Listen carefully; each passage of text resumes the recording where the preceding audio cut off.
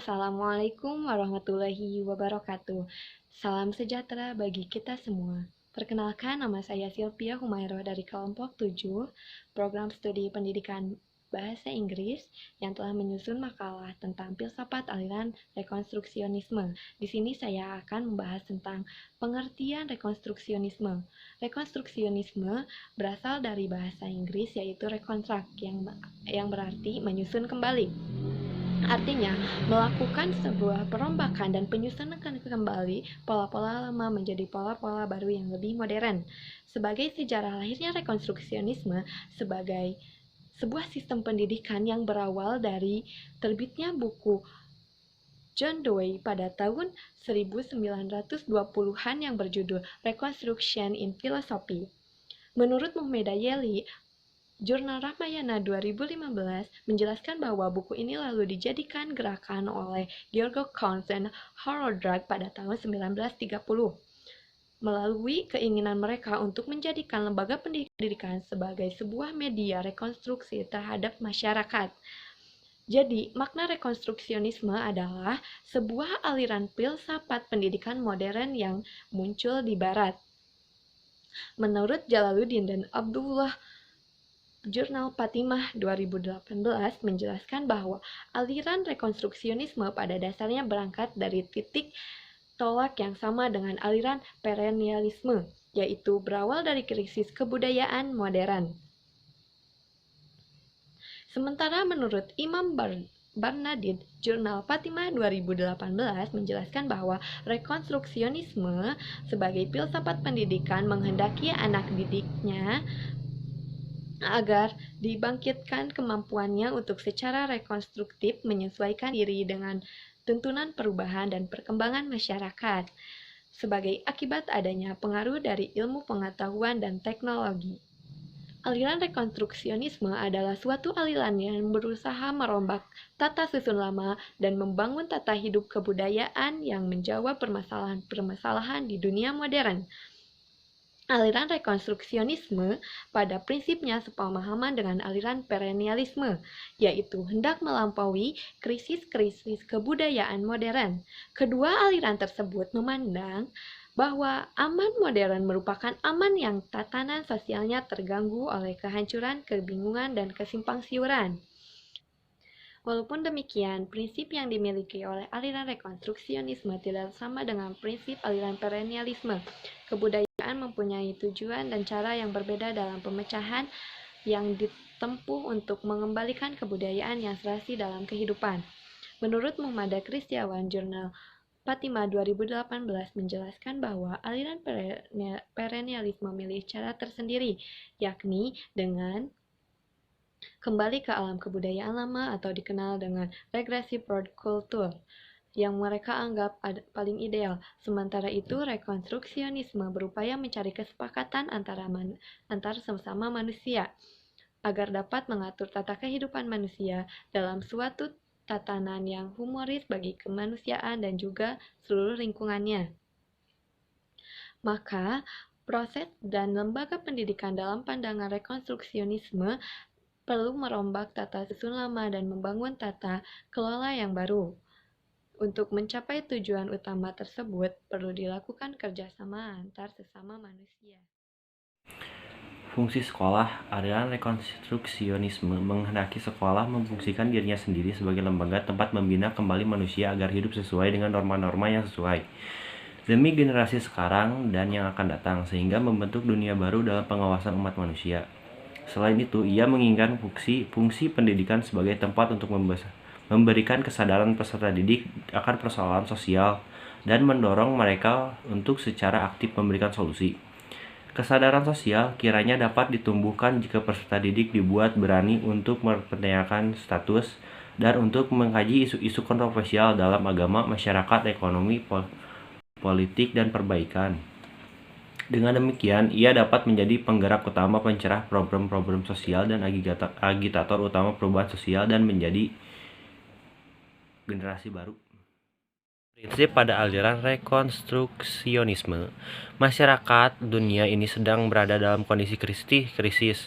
Jika praktek-praktek yang ada sekarang tidak diubah secara mendasar, maka peradaban yang kita kenal ini akan mengalami kehancuran, kebingungan, dan bahkan kesimpang siuran.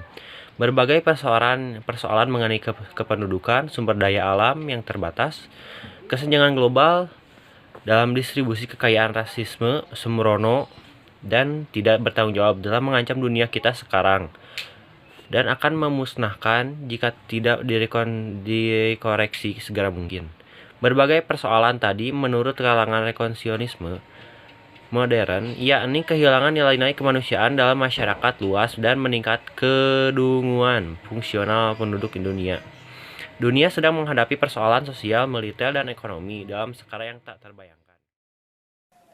Selanjutnya, masih mengenai teori-teori yang ada pada aliran rekonstruksionisme. Yang kedua, ada metode pendidikan. Secara etimologi, metode dalam bahasa Arab dikenal dengan istilah thorikoh, yang artinya langkah-langkah strategis yang dipersiapkan untuk melakukan suatu pekerjaan. Nah, bila dihubungkan dengan pendidikan, maka metode itu harus diwujudkan melalui proses pendidikan, yaitu proses pembelajaran yang bertujuan untuk mengembangkan sikap, mental, dan kepribadian agar peserta didik dapat memahami dengan mudah, efektif, dan mencerna dengan baik ketika proses pembelajaran itu berlangsung. Dan menurut rekonstruksionisme, metode pengajaran harus didasari dengan prinsip-prinsip demokratis yang bertumpu pada kecerdasan, yaitu untuk merenungkan dan menawarkan solusi yang paling tepat dalam persoalan umat manusia. Selain itu juga, ada metode-metode kajian dan diskusi kritis akan membantu peserta didik melihat ketidakadilan dan ketidakfungsian berbagai aspek sistem saat ini, dan membantu mereka untuk mengembangkan alternatif-alternatif bagi kebijaksanaan kontroversial. Yang ketiga, ada kurikulum. Nah, kurikulum ini biasanya berisi seluruh mata pelajaran yang berorientasi pada kebutuhan-kebutuhan masyarakat masa depan. Kurikulum juga berisi mengenai masalah-masalah sosial, ekonomi, politik, sains, antropologi, sosiologi, dan psikologi yang dihadapi umat manusia, yang di dalamnya termasuk masalah-masalah para peserta didik itu sendiri. Kurikulum menurut filosofis adalah segala hal yang mengembangkan akal, yaitu berupa ilmu pengetahuan yang dikembangkan. Dampak positifnya bagi kehidupan masyarakat adalah berkembangnya bermacam-macam ilmu pengetahuan ilmiah yang menunjang kehidupan material pada umat manusia. Apabila kita menganggap negatifnya, maka negatifnya itu timbulnya kehidupan materialistis yang mengabaikan kehidupan batin. Yang keempat, itu ada guru. Menurut pandangan rekonstruksionisme terhadap peranan guru di dalam pendidikan, itu tidak jauh dengan pandangan progresisme. Menurut rekonstruksionisme, guru harus menjadikan muridnya siap dalam menghadapi persoalan-persoalan di dalam masyarakat, kemudian membantu mereka mengidentifikasi permasalahan, lalu meyakinkan bahwa mereka itu bisa memberikan solusi terhadap permasalahan tersebut. Maka tugas guru adalah harus tampil dalam menghadapi perubahan dan persoalan. Guru juga harus memberikan semangat terhadap pemikiran yang berbeda, karena sebagai sarana untuk membentuk alternatif dalam menyelesaikan permasalahan.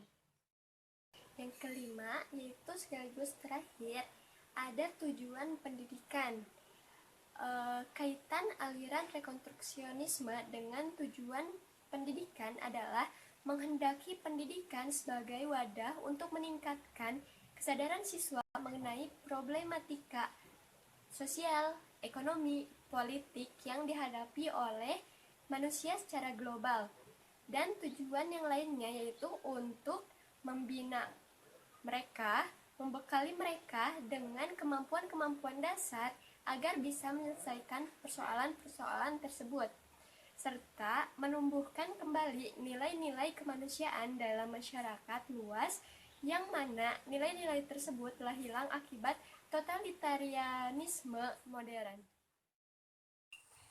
Hai teman-teman, perkenalkan nama saya Linda Risnawati dari kelompok 7 program studi pendidikan bahasa Inggris yang telah menyelesaikan makalah tentang filsafat aliran rekonstruksionisme. Nah, setelah beberapa pemaparan yang telah dipaparkan tentang aliran rekonstruksionisme oleh rekan-rekan saya, nah, lalu bagaimana sih pandangan aliran rekonstruksionisme mengenai pendidikan? Nah, perlu teman-teman ketahui, rekonstruksionisme dikemukakan pertama kali oleh Branout dan Brubaker yang mengkaji tentang ide pokok rekonstruksionisme.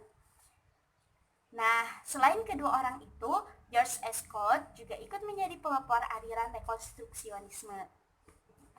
Nah, lalu bagaimana sih pandangan aliran rekonstruksionisme mengenai pendidikan? Nah, perlu teman-teman ketahui, ada beberapa yang memaknai rekonstruksionisme sebagai sebuah madhab filsafat pendidikan yang menempatkan sekolah atau lembaga pendidikan sebagai pelopor perubahan masyarakat.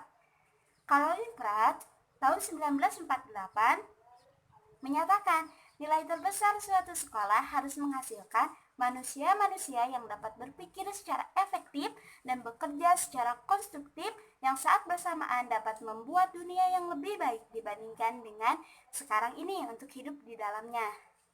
Nah, kehadiran aliran rekonstruksionisme dalam pendidikan didorong adanya tuntutan yang mengkehendaki agar sekolah berperan mengambil bagian masyarakat masa depan. Hal ini dikarenakan masyarakat mengalami kebimbangan, ketakutan, dan kebingungan dalam menghadapi perkembangan zaman. Nah, sekolah dan lembaga pendidikan diharapkan dapat menciptakan masyarakat yang madani. Jadi, tentulah tugas sekolah dan lembaga pendidikan yang lebih utama adalah menciptakan masyarakat yang dapat berpikir kritis, berpikir mandiri, dan mampu untuk membangun masyarakat yang lebih baik. Nah, sekian dari saya. Terima kasih. Jadi, yang terakhir adalah kesimpulan dari fungsi rekonstruksionisme. Jadi, kata rekonstruksionisme ini berasal dari bahasa Inggris yang berarti rekontak atau menyusun kembali. Sehingga aliran rekonstruksionisme adalah suatu aliran yang berusaha merombak tata susunan lama dan membangun tata hidup kebudayaan dan yang menjawab permasalahan-permasalahan dunia modern. Berbagai persoalan mengenai kependudukan, sumber daya alam atau yang bisa disebut dengan SDA yang terbatas, kesenjangan global dalam distribusi kekayaan, rasisme atau sembrono, dan tidak bertanggung jawab telah mengancam dunia kita sekarang. Berbagai persoalan tadi menurut kalangan rekonstruksionisme modern, yakni hilangnya nilai-nilai kemanusiaan dalam masyarakat luas dan meningkatnya kedunguan fungsional penduduk dunia.